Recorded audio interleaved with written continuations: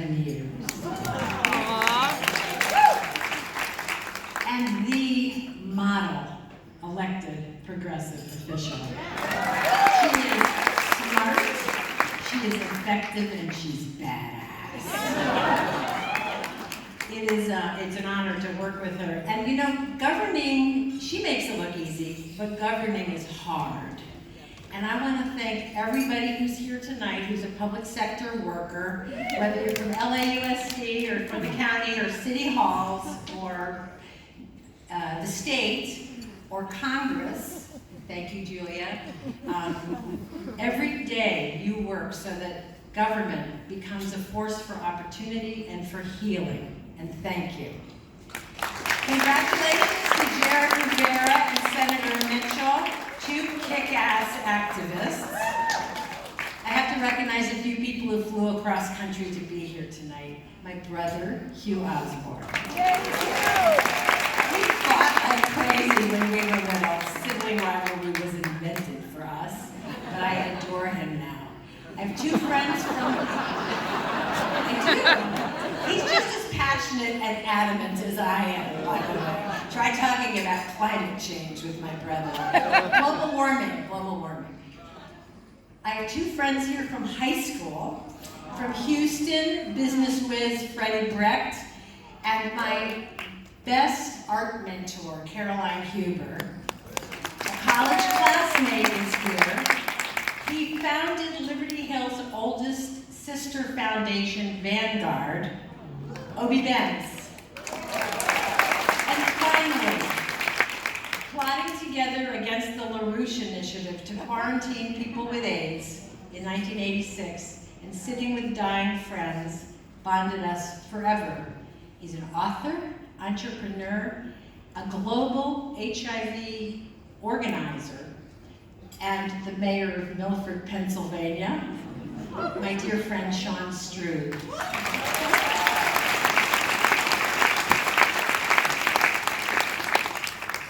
Getting this honor has made me think about my life, my nearly 70 years of life, and the one through line that ties it all together, my activism.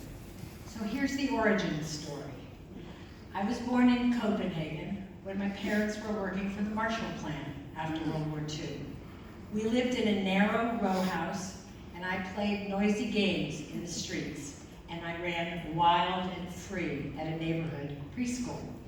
The Denmark of my memory is light and bright and happy. When I was 4, we moved to Franco's Madrid. Suddenly, everything was gray and scary. Military police with machine guns stood on every street corner. We lived in a gloomy big house behind a 30-foot high stone wall and weren't allowed outside alone. Without words for it, by age 6, when we moved here to the States, I'd experienced the joy of freedom in a social democracy and the crushing repression of fascism. But I found my life's work. Soon came the 60s, and I was protesting war and racism in high school and jumping into early women's liberation in college. I learned to organize. The movement became my calling. I came out at 22 into a vibrant new lesbian feminist community, and later I got to spend 20 years as a 4-time executive director, making a living, helping change the world. Because my generation created the nonprofit sector to house our hopes. My craft became building social movement organizations. Over 50 years, I have learned that nothing is more powerful than the bonds we forge with each other, working together for change. Dr. King called it beloved community. You, in this room, are my beloved community. So it's important to me that you learn a bit about who else is here and why Liberty Hill matters so much to me. I found my feminist voice at 19, so I am thrilled that women are rising up en masse. It is our turn to lead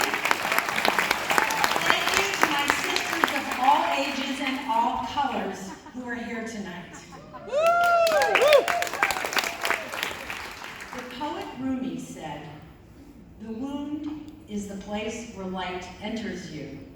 When gay men started dying in the early 80s, we lesbians worked with them to forge an extraordinary community of care that then became an unstoppable social movement and changed this country forever in the names of those we had lost. Ironically, just as the right wing came to power, God must be queer, so many of my gay brothers are here tonight. Thank you for being here.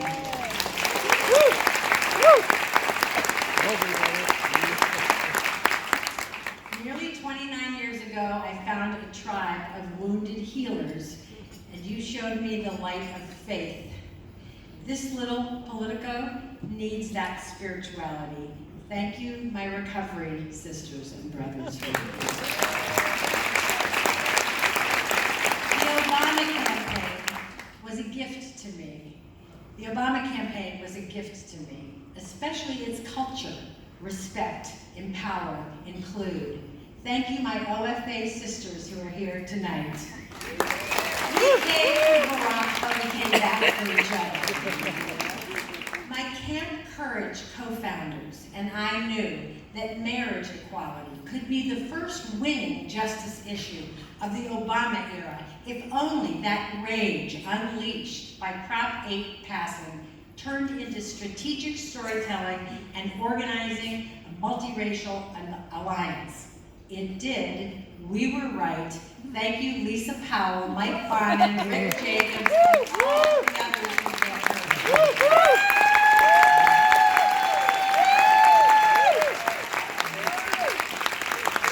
A giant gratitude to all my friends from philanthropy. I hate the system that has generated such vast private wealth, but boy, are you putting your privilege in the service of equity. Thank you. And a quick shout out to my favorite support group of all time. Thank you, Bob Ross. The core group. I love you guys.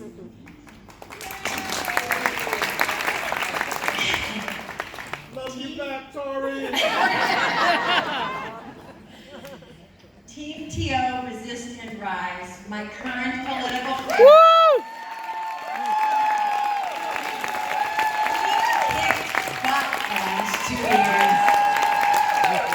And there are leaders here tonight from Code Blue and Indivisible and Women for American Values and Ethics. You want to know who turned Orange County blue? Those wave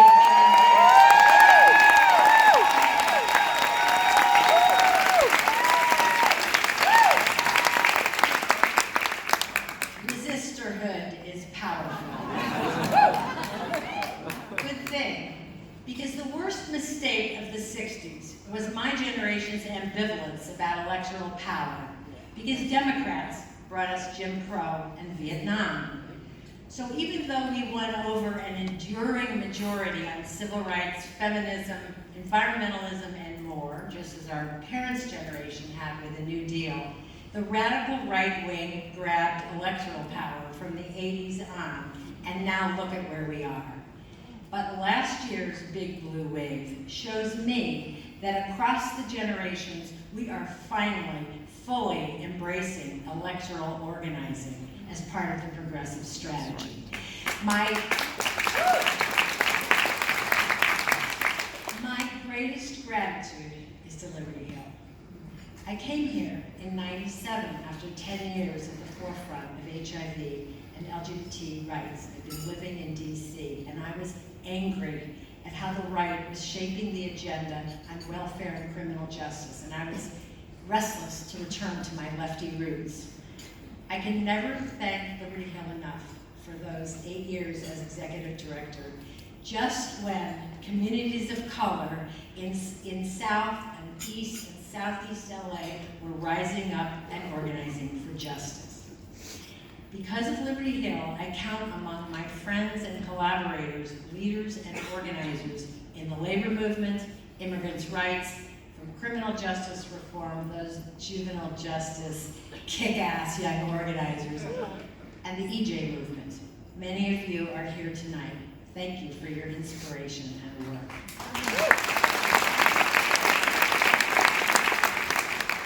believe Liberty Hill is a big reason why LA leads the nation in progressive innovation and power. A special shout out to our wonderful founder, Sarah Pillsbury.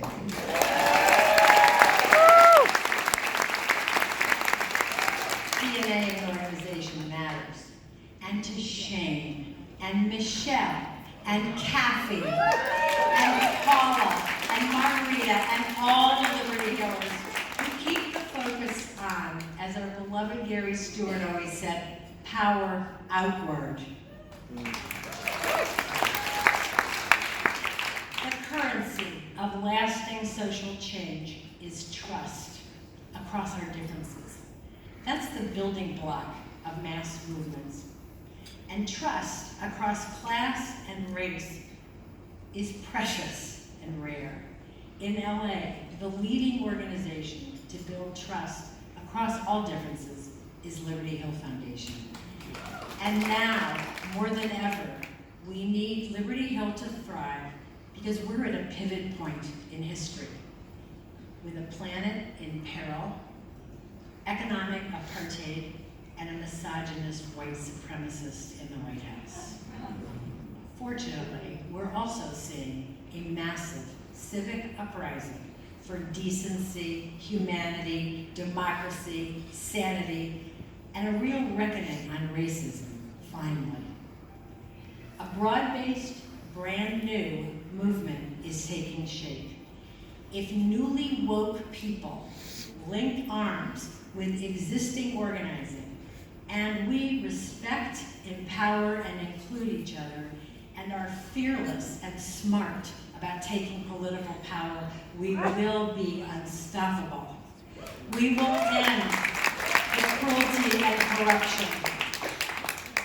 We will face down global warming, and we will advance economic and racial justice at last, because this time, we really must save the world.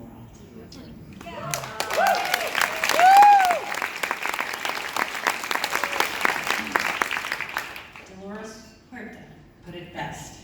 Every moment is an organizing opportunity. Every person a potential activist. Every minute a chance to change the world. So let's do it. Thank you, Liberty Hill, for the honor.